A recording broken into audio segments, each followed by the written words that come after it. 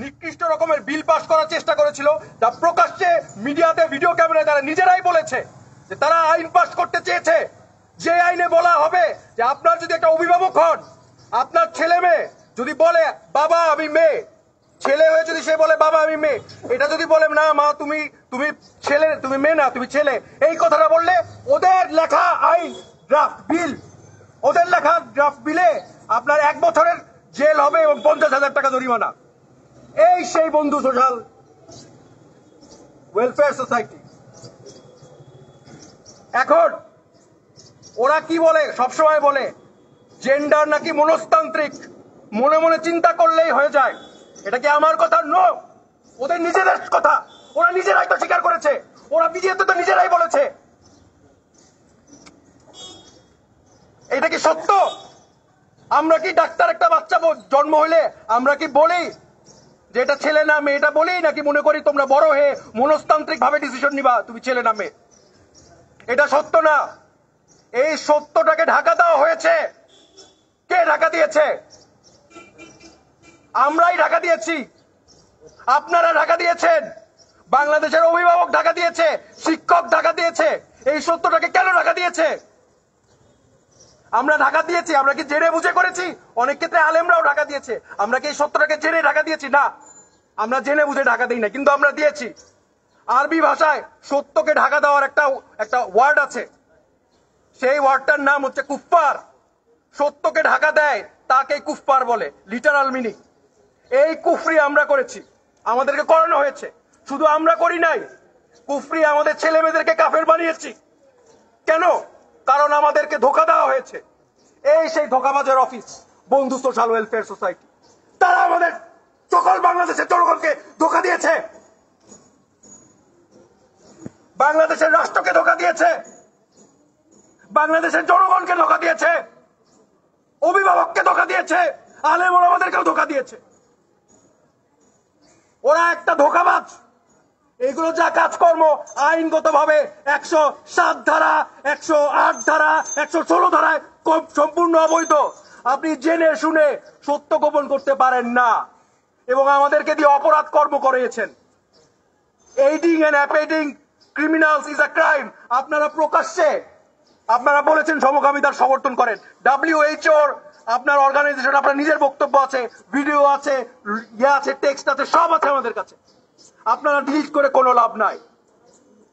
এই যে আমাদের সবাইকে ধোকা দিয়ে দেওয়া হয়েছে। ধোকাবাজের আরবি ওয়ার্ডটা কেউ জানেন? ধোকাবাজের আরবি ওয়ার্ডটা হচ্ছে দাজ্জাল। এই দাজ্জাল পুরো রাষ্ট্রকে ধোকা দিয়েছে। এই ধোকাবাজরা আমাদের সবাইকে ধোকা দিয়েছে। এই দাজ্জাল, এরা এসে কি বলছে আপনাদের ছেলে মেয়েদেরকে? বলছে তুমি, তারা বন্ধু, তাদের নাম দিয়েছে, অফিসের নাম দিয়েছে বন্ধু, অর্গানাইজেশনের নাম দিয়েছে বন্ধু, তারা বন্ধু হয়ে আসছে। এসে কি বলছে যে তুমি মনে মনে একটু তোমার ছেলের মতো স্বভাব আছে, তার মানে তুমি ছেলে, তুমি এরকম পথে আসো, তুমি ভালো হবা, তুমি সব পাবা, সব লোভ দেখাচ্ছে। কিন্তু ওরা যখন ওই ফাঁদে পা দিচ্ছে আমাদের ছেলে মেয়ে, তারা ধ্বংস হয়ে যাচ্ছে। সকল গবেষণা বলে এই পথে গেলে মানুষ ডিপ্রেশনে ভুগে, আত্মহত্যা করে। তারা দুনিয়া এবং আখেরাত দুইটাই ত্যাগ করে দিয়েছে এই ধোকাবাজদের কারণে, এই দাজ্জালের কারণে। কিন্তু তারপরেও বাংলাদেশের মানুষ সচেতন না। তারপরেও আমি একজন অসুস্থ মানুষ, আমার স্পাইনের সমস্যা, আমার লিগামেন্ট ছেঁড়া, তারপরেও আমার আশা লাগলো এখানে বাংলাদেশের মসজিদে কি কোনো মুসলমান নাই? এই দাজ্জাল প্রকাশ্যে এখনো বাংলাদেশের মাটিতে কাজ করে যাচ্ছে। বাংলাদেশের মসজিদে কি কোনো মুসলমান নাই? মাদ্রাসায় কি কোনো শিক্ষার্থী নাই? অভিভাবক নাই? শুধু আমার একলাই আসতে হবে? নেতৃত্ব দেওয়ার মতো কেউ নাই বাংলাদেশে? বাংলাদেশের আমার আইনজীবীরা বলেছে আপনারা যে কোনো জায়গায় যতক্ষণ না পর্যন্ত রাস্তা ব্লক না করবেন, অপরাধমূলক কাজ না করবেন, যে কোনো জায়গায় আপনারা প্রতিবাদ করতে পারেন।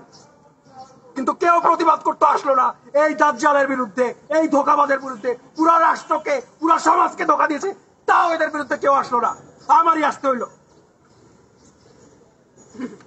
ঠিক আছে, আসছি। আমি জিজ্ঞেস করি আপনাদের দ্বারা এখনো কনফিউশন, আমি বলছি আপনারা যদি চান কথা বলতে আসতে চান, আসেন।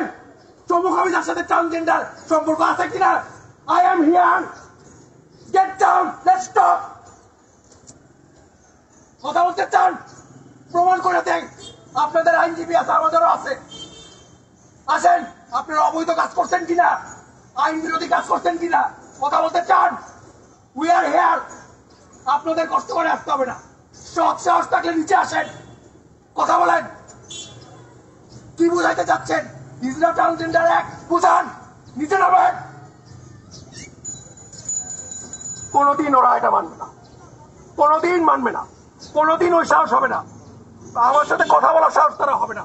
আসুক, কথা বলতে আমি রেডি। এই বলে আমি আমার বক্তব্য